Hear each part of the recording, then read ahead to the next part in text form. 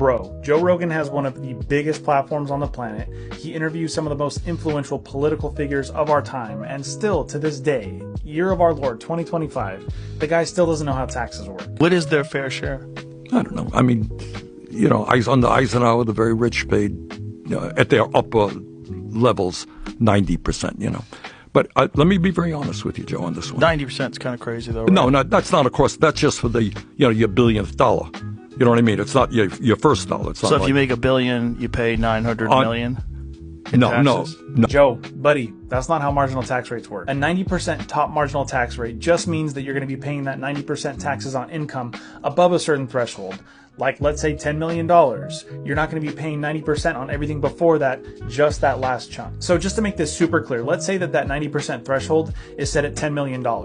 And that year you made $10 million and $1. That means that you're going to be paying that 90% on just that last dollar. So 90 cents on that last dollar, not 90% on that entire amount. And this is basic, like, taxation 101 stuff. And it's just crazy to me that somebody with as much access to political figures as he does, he has direct access, as far as I can tell, to the president, to the vice president, to senators, tons of people he's had on his show. Somebody with that much influence and that much power has no idea how basic taxation works. Now, it'd be one thing if I were just sitting here trying to dunk on Joe Rogan. Trust me, there's lots of opportunity for that. But in reality, it goes a lot deeper than that. A lot of people go to Joe for political analysis and political insight, and they trust him. And when he makes an error like this, thankfully this time around, Bernie Sanders was there to correct the record in real time so people could see that correction and know that that's not how taxes work.